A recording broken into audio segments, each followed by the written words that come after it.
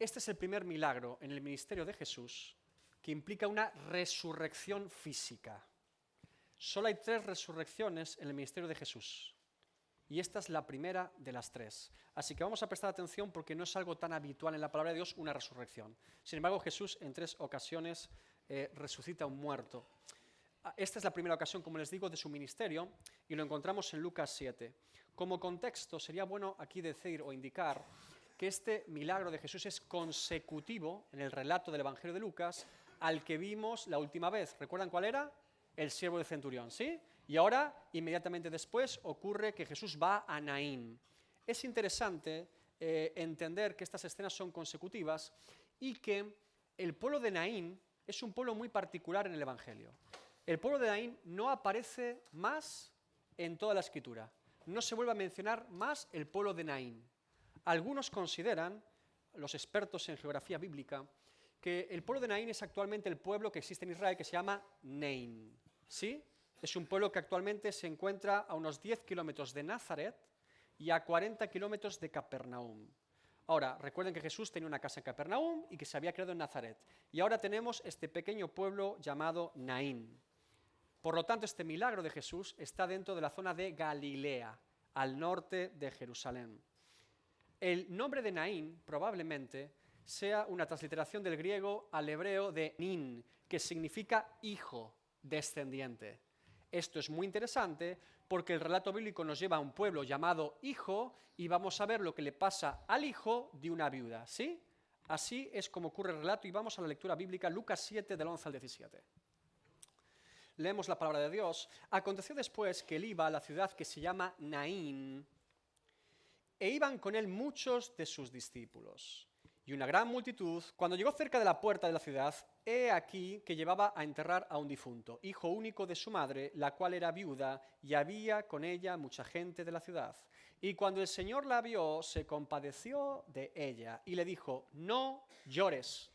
Y acercándose, tocó el féretro, y los que lo llevaban se detuvieron. Y dijo, joven, a ti te digo, levántate.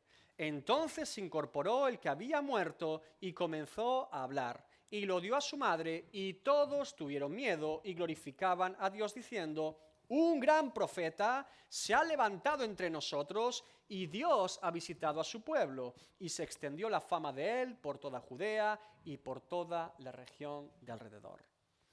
Primera sección. Aconteció después que él iba a la ciudad que se llama Naín, e iba con él muchos de sus discípulos y una gran multitud. La mejor traducción del griego sería poco después él iba a la ciudad de Naín. ¿Poco después de qué? Hemos dicho que este milagro es consecutivo al milagro del siervo del centurión. Poco después del evento y milagro sorprendente de una persona sanada a distancia por la palabra de Jesús, ahora Jesús acude al pueblo llamado Naín, que está a unos 40 kilómetros de Capernaum. ¿Por qué Jesús estaba en Naín? ¿Por qué él va a Naín? Bueno, dice que él iba a la ciudad. Lo que tenemos claro es que Jesús es que quiere ir a Naín.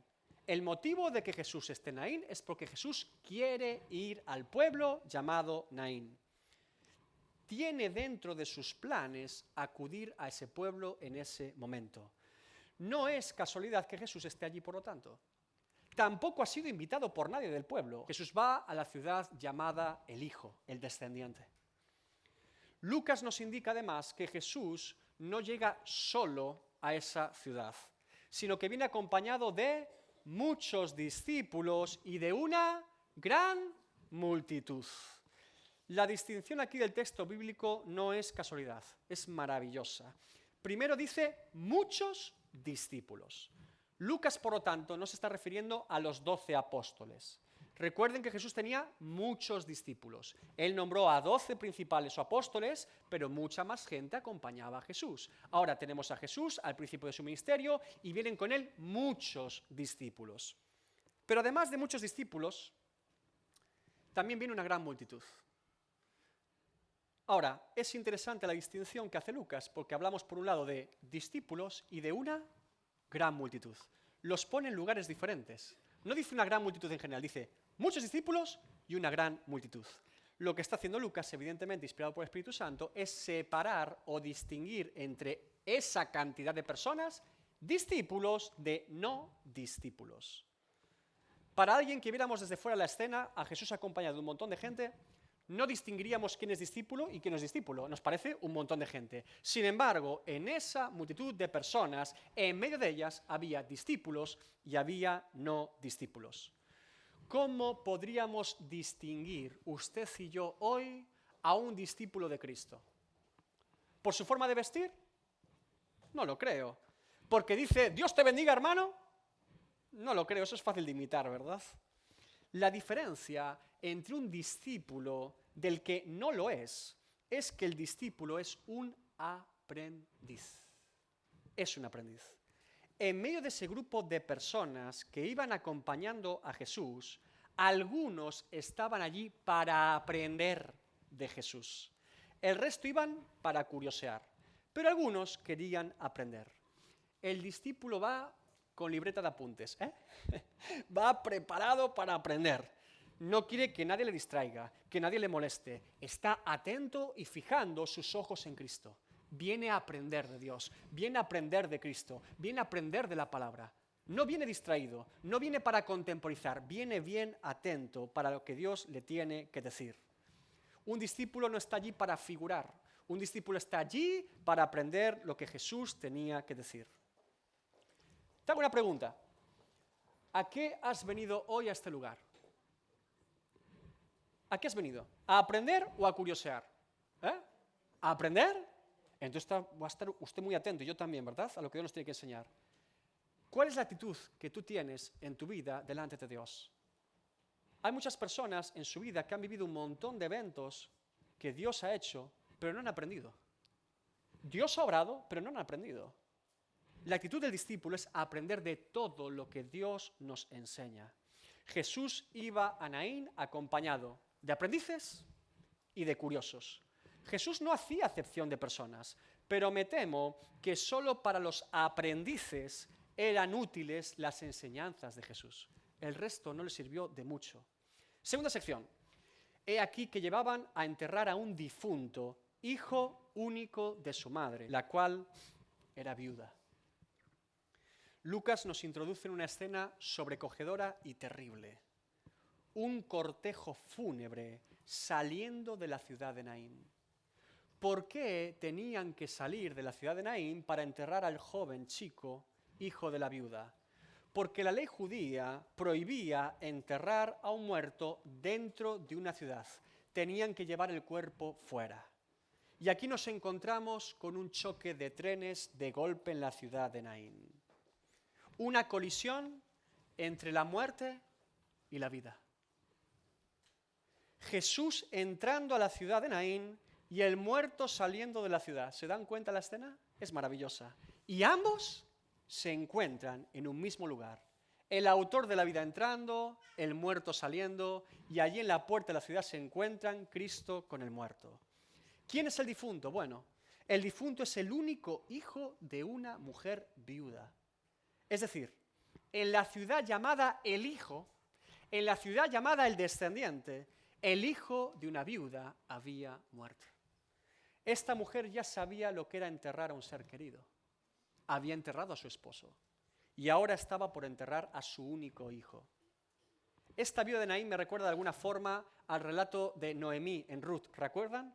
Vamos a Ruth 1 del 3 al 5. Dice, y murió Elimelec, marido de Noemí, y quedó ella con sus 2 hijos, los cuales tomaron para sí mujeres moabitas. El nombre de una era Orfa y el nombre de la otra era Ruth, y habitaron allí unos 10 años. Y murieron también los 2, Malón y Kelión, quedando así la mujer desamparada de sus 2 hijos y de su marido.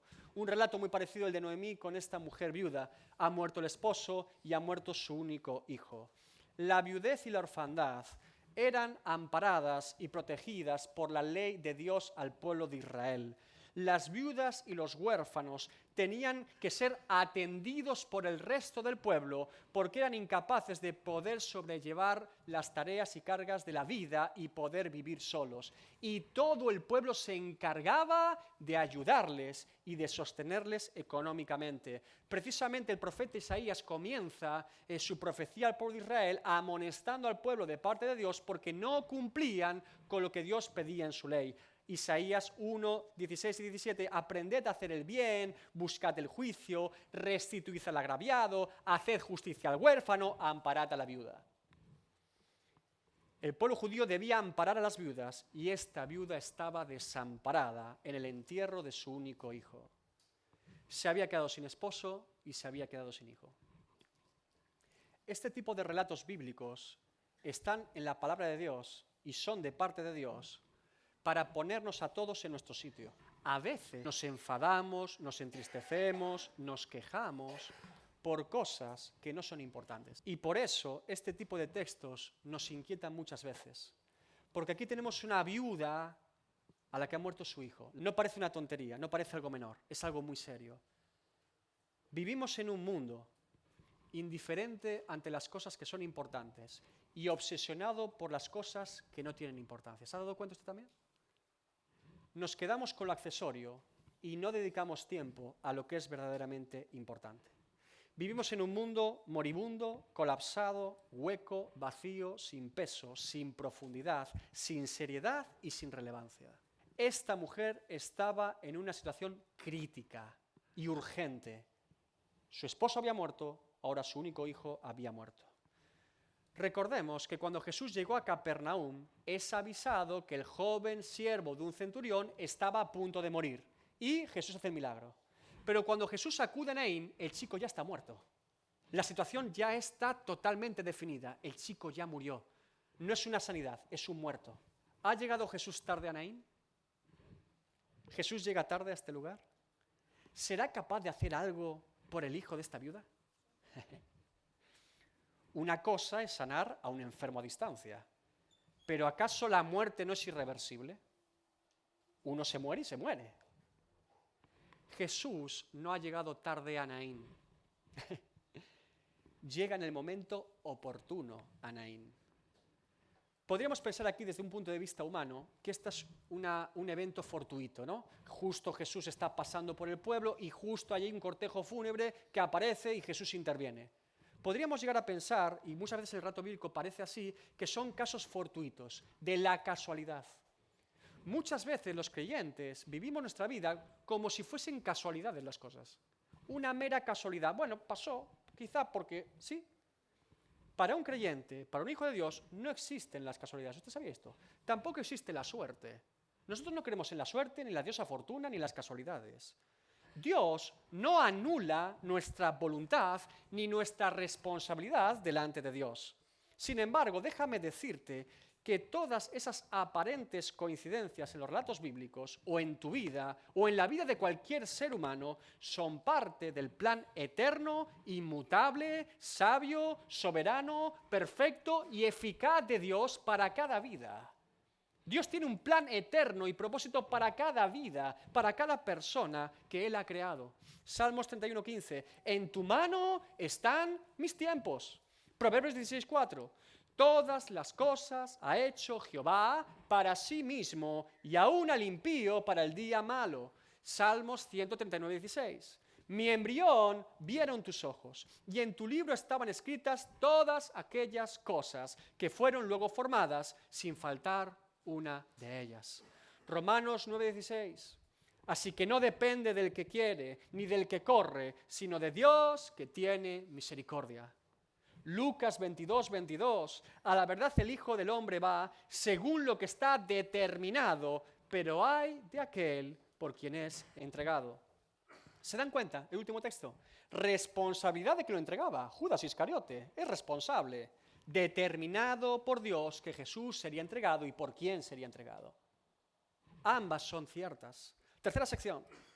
Y cuando el Señor la vio, se compadeció de ella y le dijo, no llores.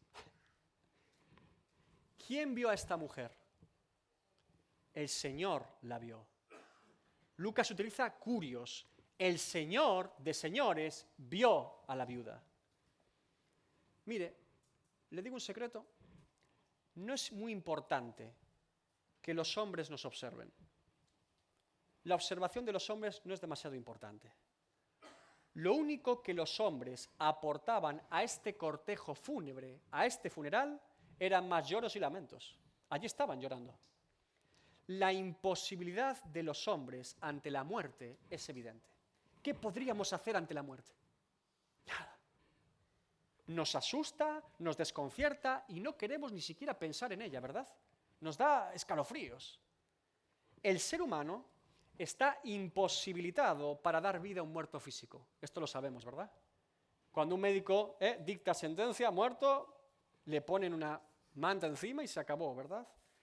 Del mismo modo que el ser humano está imposibilitado para dar vida a un muerto físico, del mismo modo el ser humano está imposibilitado para dar vida a un muerto espiritual, sea otro o él mismo. La misma imposibilidad. Tiene que ser el Señor, tiene que ser Dios. Noten que dice, y cuando el Señor la vio, ella fue vista por el Señor, porque ella no se escondía en ese cortejo fúnebre, estaba allí llorando por su hijo. Estaba acompañando el cuerpo frío y muerto de su hijo. Allí estaba ella. ¿Recuerdas a Ana, esposa del Cana, orando? ¿Delante de quién oraba Ana? Junto al tabernáculo. Delante de Dios. Y fue vista por el sumo sacerdote Elí. Y Dios usó a ese juez y sumo sacerdote torpe y sin discernimiento espiritual para traer bendición a Ana. ¿Usted sabía esto? Vamos al relato. Dice, fíjese. 1 Samuel 1, 12, 17. Mientras ella oraba largamente delante de Jehová, Elí estaba observando la boca de ella. Pero Ana hablaba en su corazón y solamente se movían sus labios y su voz no se oía. Y Elí la tuvo por ebria, por borracha. Entonces le dijo Elí, ¿hasta cuándo estarás borracha, ebria? Digiere tu vino. Y Ana le respondió diciendo, no, señor mío, yo soy una mujer atribulada de espíritu. No he bebido vino ni sidra, sino que he derramado mi alma delante de ¿quién? De Jehová. No tengas a tu sierva por una mujer impía, porque por la magnitud de mis congojas y de mi aflicción he hablado hasta ahora. Elí respondió y dijo, ven paz, y el Dios de Israel te otorgue la petición que le has hecho. Tremendo el texto bíblico. ¿De qué le sirvió a Elí todo esto? Bueno, para su beneficio personal ninguno. Samuel era la confirmación de Dios del juicio a la casa de Elí. El chico que iban a hacer iba a ser parte del juicio de Dios a la casa de Elí y sus hijos. ¿De qué le sirvió a Ana? Oh, de muchísimo. Dios abrió la matriz de esa mujer y ahora podía tener hijos. Ella derramó su alma delante de Dios. Jesús ahora ve a esta viuda enterrando a su único hijo y se compadeció de ella. Fue movido a misericordia, la compasión de Cristo. No confundamos pasión con compasión. Creo que en el castellano actual todos tenemos confundido lo que significa pasión, me parece. Lo aludimos siempre a algo pasional o del amor. Ese no es el significado principal de la palabra, pero no es lo mismo pasión que compasión. En la Real Academia Española, la primera acepción, el primer significado que se le da a pasión, a la palabra pasión en castellano es acción de padecer, acción de sufrir. Y por otro lado, el significado que se le da a la palabra compasión, en el mismo diccionario, es sentimiento de tristeza causado por el sufrimiento ajeno. ¿Notan la diferencia de pasión y compasión? La compasión es tener pasión por el sufrimiento de otro, no por el propio. Pasión es sufrir, padecer.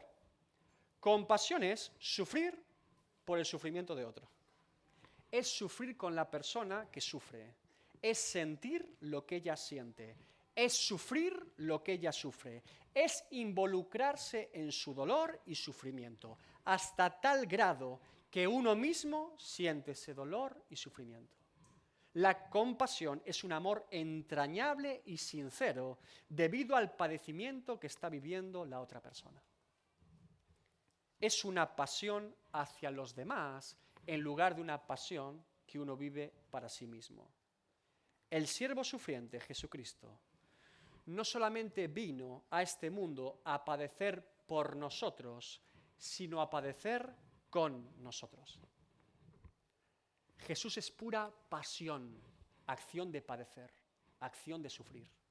Y padeció tanto que aún esa pasión se desbordaba hacia los demás. Mire, es muy importante que usted entienda esto en esta mañana, fíjese bien. El pecado es una ofensa y una blasfemia contra Dios. El pecado ofende a Dios, ofende su santidad, ofende su pureza, ofende su justicia, ofende su verdad, ofende su persona, carácter y atributos. Cuando Jesús estaba rodeado de pecadores, sufría constantemente por el pecado de la gente a su alrededor. ¿Usted sabía esto? Era una profanación de su santidad y de su justicia. El santo Hijo de Dios, impecable, perfecto, rodeado de pecadores toda su vida, conociendo sus pensamientos, conociendo sus maldades, conociendo sus iniquidades, y aun viendo cómo murmuraban y pecaban delante de sus ojos. Esto producía un gran sufrimiento y padecimiento en Jesús todos los días de su vida. Pura pasión de Cristo. El Verbo fue hecho carne, y el mero hecho de habitar entre nosotros era un padecimiento continuo de la segunda persona de la Trinidad. Soportar todos los días el pecado de los demás. Y no solamente Jesús convivió con pecadores durante toda su vida, sino que también en su muerte y muerte de cruz cargó los pecados de su pueblo. Toda la vida de Jesús es la pasión de Cristo, porque toda la vida de Jesús aquí en la tierra tuvo que padecer por causa de nuestro pecado. Pero además de esa pasión, Jesús también tenía compasión. Jesús no solamente padecía por el pecado de los demás contra él y contra Dios, sino que además padecía por el daño y sufrimiento que el pecado produce en cada uno de nosotros. Esa es la compasión de Cristo. Jesús se involucraba en las miserias que producía el pecado en la vida de las personas. Ahí tienes el corazón de Cristo, el padecimiento de Cristo, la pasión y la compasión de Cristo. Jesús tenía compasión de las personas, las veía sufrir por su propia maldad y pecado, y se compadecía de ellas, y era movido a misericordia. La muerte no podía retener a Cristo, pero la muerte estaba reteniendo al único hijo de esta viuda en Naín. Y Jesús se compadeció de ella. Hebreos 4, 15 y 16. Porque no tenemos un sumo sacerdote que no pueda compadecerse de nuestras debilidades, sino uno que fue tentado en todo según nuestra semejanza, pero sin pecado. Acerquémonos, pues, confiadamente al trono de la gracia, para alcanzar misericordia y hallar gracia para el oportuno socorro. Jesús tuvo compasión de esta mujer, fue movido a misericordia. Cuando alguien muere, a lo máximo a lo que aspiramos los hombres es acompañar en el duelo a esa persona, ¿verdad? Intentar empatizar y compadecernos de la situación. Y eso es bueno, es importante. Llorar con los que lloran, es importante compadecerse a los demás. Pero lo máximo que aspiramos los hombres simplemente es hacer eso. No tenemos mayor facultad que identificarnos de alguna forma con la persona que está sufriendo. Ahora, ¿qué ocurre cuando Dios y no los hombres es quien se compadece del ser humano? Los hombres hemos dicho que a lo máximo a lo que aspiramos es a llorar con el que llora, ¿verdad? Y que eso es importante y es bueno hacerlo. ¿Qué hará el autor de la vida, Dios mismo, cuando se compadece de esta viuda? Porque lo primero que le dice Jesús a esta mujer es: no llores. Nosotros lloraríamos con ella. Y Jesús le dice: no llores.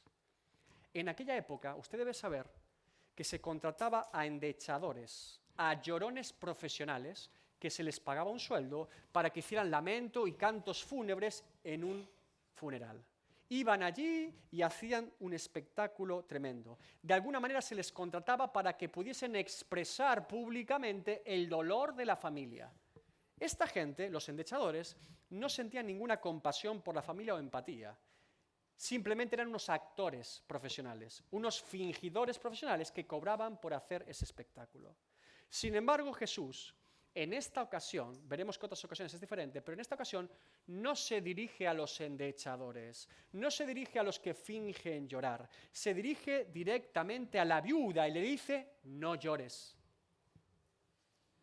Si alguien en ese funeral y cortejo fúnebre tenía motivos para llorar, era la viuda. Precisamente esta mujer tenía todo el derecho de llorar en aquel momento.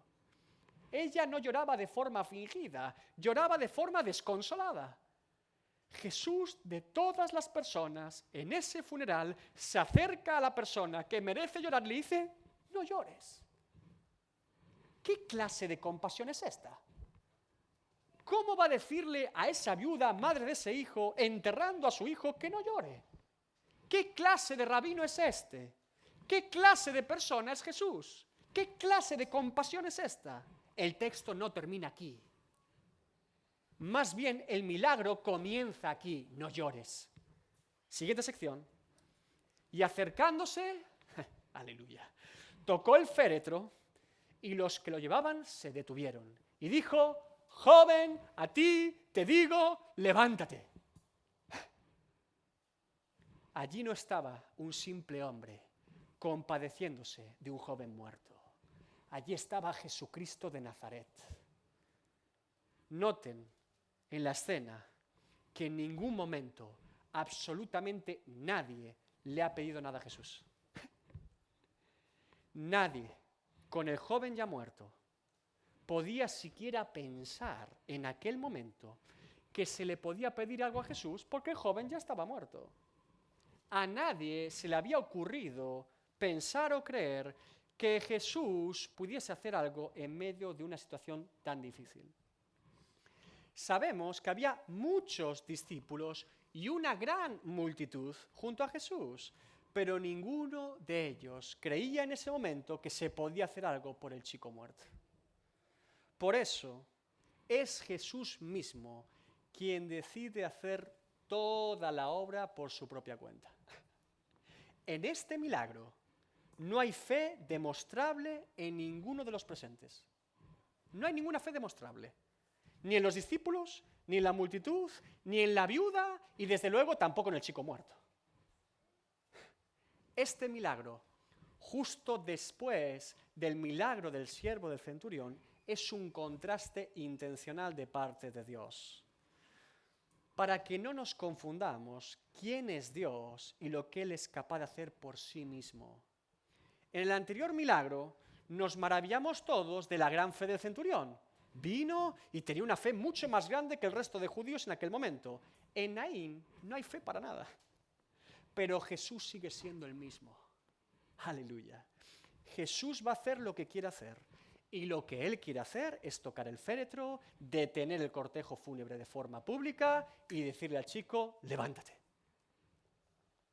En este milagro podemos ver la acción total y unilateral de parte de Jesús por el joven.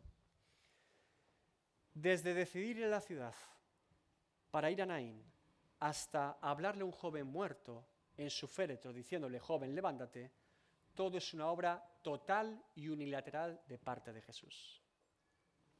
Una vez más podemos comprobar en un milagro de Jesús que el soberano ha emitido una orden, ha dicho algo, ha pronunciado algo que se debe cumplir.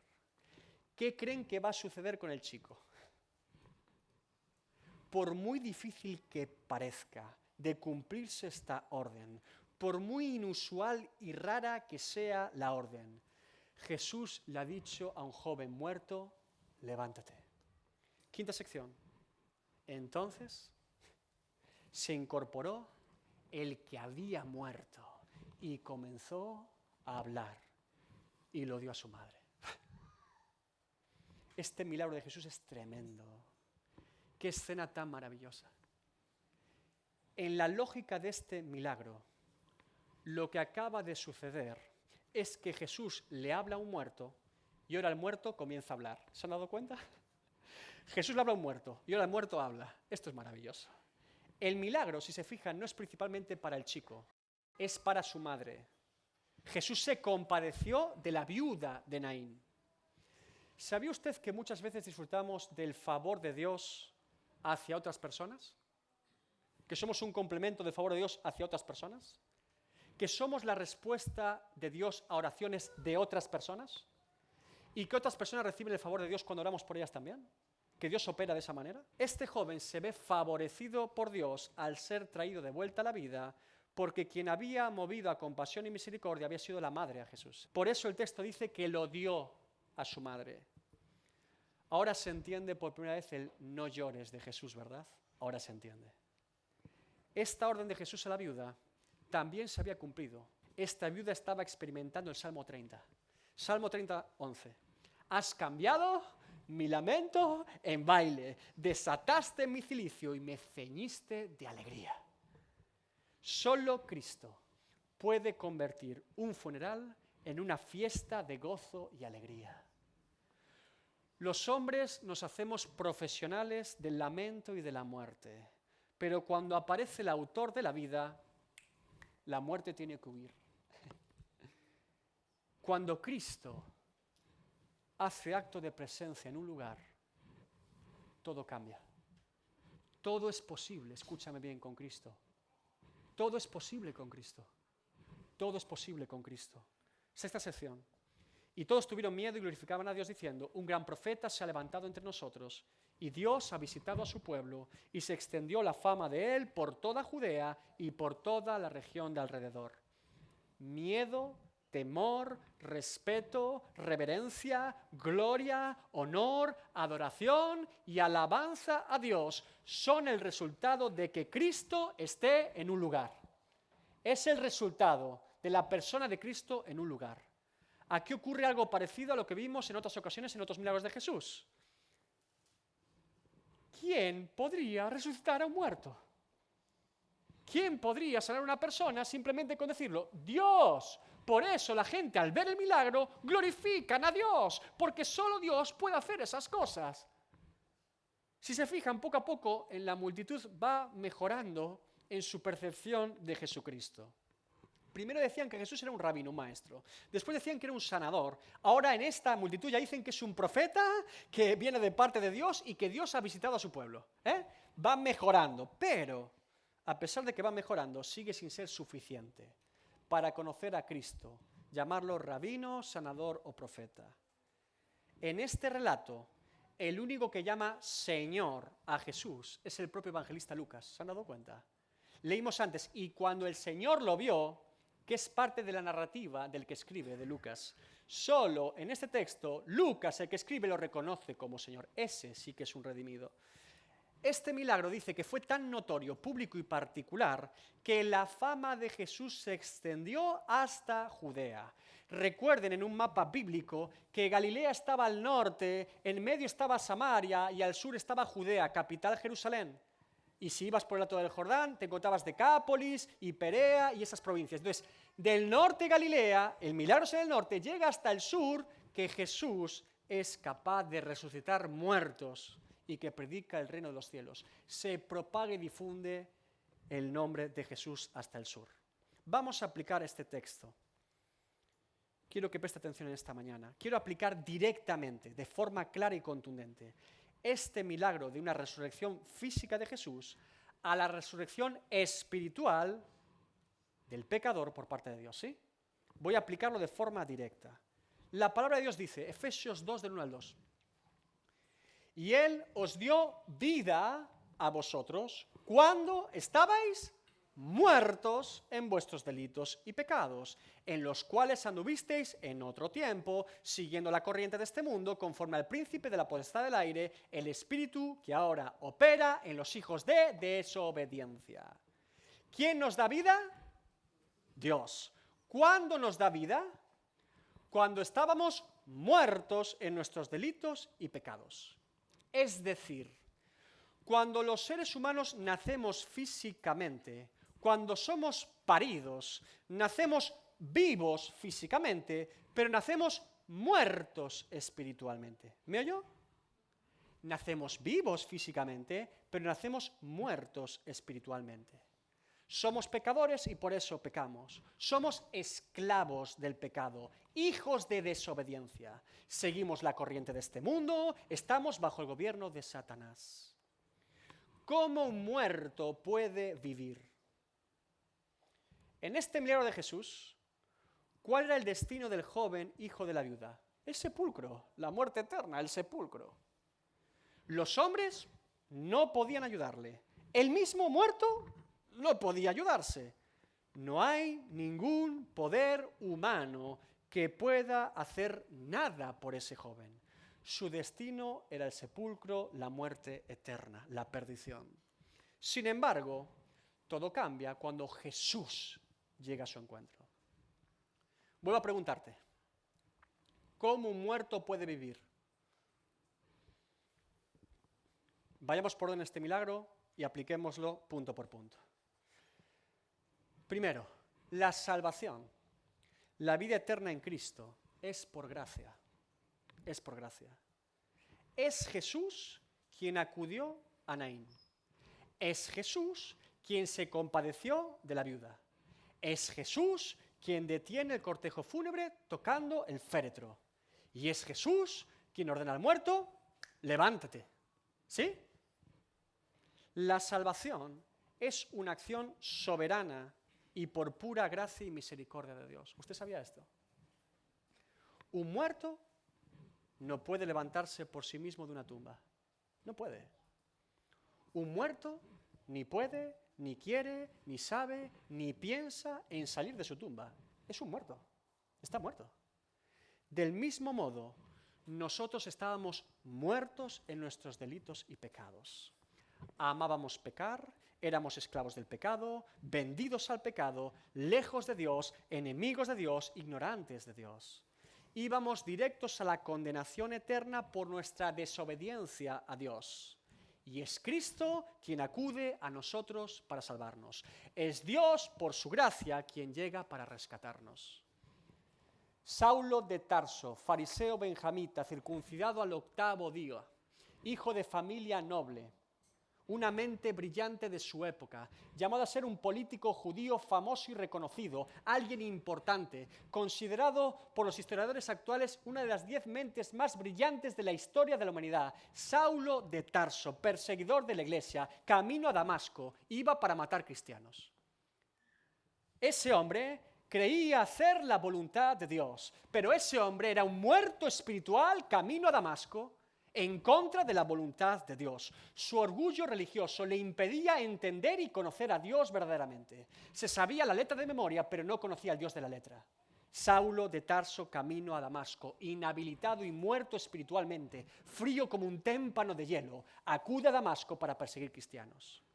¿Y quién sale al encuentro de Pablo? ¿Quién? Cristo. Pablo no iba a Damasco buscando a Cristo. Pablo iba a Damasco persiguiendo a Cristo. Jesús le dice, ¿por qué me persigues? No, ¿por qué me sigues? Pablo no era un discípulo confundido de Cristo, era un enemigo de Cristo. Y Cristo sale a su encuentro. Y todo cambia. Todo cambió para Pablo. Somos salvos por gracia. Segundo, la salvación es por la misericordia y por la compasión de Dios. Somos salvos por la sola gracia de Dios. Somos salvos por la sola misericordia de Dios. Dios es misericordioso. Dios es compasivo. Dios es grande en misericordia. Lo único para lo que Dios es tardo es para su ira, dice la palabra de Dios. Jesús no llegó tarde a Naín. Jesús llegó en el momento oportuno para dar vida a este joven. Dios no es un Dios lejano para con el ser humano. Dios no es un Dios indiferente para con el ser humano. Dios no es un relojero que creó todo, lo puso en marcha y salió y dejó desamparada a la humanidad. Dios está al control y gobierno de su creación. Salmo 145, 18. Cercano está Jehová a todos los que le invocan, a todos los que le invocan de veras. La salvación, hemos dicho que es por gracia, primero, por misericordia. Tercero, la salvación es por el poder de Cristo. Hay un antes y un después para todo aquel que ha tenido un verdadero encuentro con Cristo. Hay un antes y un después. Cristo es vida. Jesús paró de golpe el funeral de este joven. El muerto estaba muerto, listo para ser enterrado, para seguir muerto para siempre. Pero Cristo sale a su encuentro. Mira, yo no sé cuál es tu condición espiritual hoy. Yo no sé cuál es tu pecado, ni tu pasado, ni tu presente. No lo sé. No conozco tus heridas, ni tus dudas, ni tus temores, ni tus ataduras, ni tus problemas. No los conozco. Tú crees que todo siempre será igual. Yo te digo de parte de Dios que hoy todo puede ser diferente en Cristo. Tú crees que nada va a cambiar. Yo te digo que hoy todo puede cambiar. Si Cristo hace acto de presencia en tu vida hoy, todo puede cambiar. Así. Ese es el poder de Cristo. Estás atado o atada al pecado, Cristo te puede libertar. Estás herido por tu pasado, Cristo te puede sanar. Estás perdido y desorientado, Cristo te puede guiar. Estás seco y muerto espiritualmente, Cristo te puede resucitar. Y no me refiero a un acto eventual o puntual o temporal de Cristo en tu vida, no. Hay gente que va buscando eso, un toque de Dios, dicen, un toque. Una experiencia puntual con Dios para luego seguir igual de muerto que antes. No. Yo no te hablo de una experiencia puntual. Eso no es buscar de Dios. Eso es buscar metafísica. Eso es buscar una experiencia espiritual o sensorial. Dios no es una experiencia. Dios es una persona. Dios no es una experiencia, aunque evidentemente lo experimentamos. Es una persona. Yo te hablo de conocer a una persona, no una experiencia. Muchos tuvieron experiencias viendo a Jesús haciendo milagros, pero no tuvieron un encuentro con Cristo. Estaban interesados en lo que Jesús hacía, pero no en quién Jesús era. Conocer a Jesucristo no es una experiencia puntual, es una experiencia vital y diaria. Un encuentro que marca tu destino, que marca mi destino. Un encuentro que marca tu vida. Te hablo de iniciar hoy una relación con Dios para ser su discípulo, embajador del reino de los cielos, heraldo del Evangelio, nación santa, pueblo adquirido por Dios. No te digo que todo te irá bien, no te digo que no tendrás problemas, no te digo que no sufrirás, te garantizo que vendrán adversidades, luchas y problemas, pero también te garantizo que independientemente de la tormenta, sufrimiento, padecimiento o aflicción que llegue a tu vida, a los hijos de Dios, nada ni nadie nos separará del amor de Dios que es en Cristo Jesús, Señor nuestro. Eso también te lo garantizo. Porque el amor de Dios no se basa en lo que nosotros hacemos y padecemos en esta vida por causa de Cristo, sino de lo que Cristo ha hecho y padecido por nosotros para darnos vida eterna. Ese es el Evangelio. ¿Qué debemos hacer entonces? ¿Qué puedes hacer tú? ¿Qué puedo hacer yo en esta mañana? Cuarto punto. Preséntate delante de Dios. Presentémonos delante de Dios. Dios salva por gracia, Dios salva por misericordia, es por el poder de Cristo. Cristo sale a nuestro encuentro. ¿Qué puedo hacer yo? Clamar, rogar y dejarme ver. Dios ya te ve, pero déjate ver. Dios ya conoce tu situación, pero quiere que tú le confieses tu situación. ¿Notas la diferencia? Dios ya te ve, pero déjate ver. No te digo que tengas que hacer un drama público. Las lágrimas, si no son sinceras, ¿de qué servirían, verdad? No te digo que llores con tus ojos. Te digo que llores con todo tu corazón delante de Dios. Que derrames tu alma delante de Dios. Que derramemos nuestra alma delante de Dios. ¿Por qué te abates, oh alma mía, y te turbas dentro de mí? Espera en Dios, porque aún he de alabarle, salvación mía y Dios mío. Jesús le dijo a la viuda, no llores, porque la viuda estaba llorando. ¿No oras como antes? ¿No adoras como antes? ¿No lees la Biblia como antes? ¿No buscas de Dios como antes? ¿Algo obstaculiza tu relación con Dios? ¿O quizás nunca has tenido un encuentro con Dios? ¿Estás muerto y frío espiritualmente? Entonces yo te pregunto esta mañana, ¿por qué no estás llorando? Jesús puede secar tus lágrimas hoy, pero ¿qué lágrimas de tu alma va a secar Cristo si no tienes ninguna? ¿Estás cómodo con tu vida actual? ¿Vivirías así el resto de tu vida delante de Dios? ¿Está todo bien? ¿Seguro? ¿Segura? ¿Estás satisfecho con tu relación con Dios? ¿Estás conforme con tu conocimiento de Dios? Si me respondes que sí en esta mañana, entonces te garantizo que nada va bien en tu vida. Ninguna persona que procura vivir en santidad se siente cómodo en su día a día. Vive pleno sabiendo que su eternidad está con Cristo, pero no vive acomodado como si ya hubiese vivido y conocido todo de Dios. Eso no. La persona que procura vivir en rectitud y santidad delante de Dios, el santo, el piadoso, no es ese que llega a un lugar diciendo que santo es. Es ese que cada detalle, cada palabra, cada situación fatiga su alma, porque se sabe cuán pecador es y cuán necesitado está de la gracia de Dios cada día. Ese es el que vive de forma piadosa, el que conoce muy bien su carne. Decimos siempre, el mundo está muy mal, el mundo está muy mal, mira lo que hay ahí fuera, el mundo está muy mal. ¿Sabes por qué el mundo está muy mal? Porque la iglesia está muy mal. ¿Nunca te habías parado a pensar eso? La luz y sal de este mundo es la iglesia. Si la luz no brilla y la sal no preserva el mundo, este se queda a oscuras y pudriéndose. El mundo está como está, porque es un reflejo de cómo está la iglesia. Y no te hablo de política, ni de economía, ni de iglesias llenas de personas. Te hablo de convertidos, de discípulos, de cristianos. Si no hay hambre y sed de Dios en el pueblo de Dios, ¿por qué habría hambre y sed de Dios en el mundo? Si es domingo y el culto se alarga, es un problema, tengo planes mejores. Si entre semanas se me complica el trabajo, es una pereza ir a algún lugar. Hermano, amigo, todo es un problema en esta vida, ¿usted lo sabía? La vida es complicada, claro, es complicado gestionar su día a día. Siempre habrá algún problema o impedimento para acercarse a Dios. Y algunos podemos llegarnos a acomodarnos a esta situación espiritual. ¿Qué más dará seguir un día muerto? ¿A quién le importará, verdad? Un día muerto más, ¿qué me importa?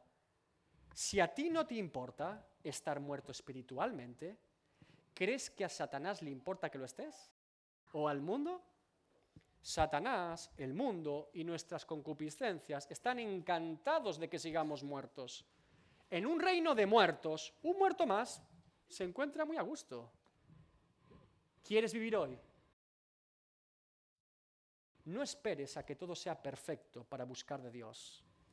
Esta mujer viuda tuvo un encuentro con Cristo enterrando a su hijo. No era todo perfecto, desde luego, ¿verdad? Cristo lo puede cambiar hoy todo para ti.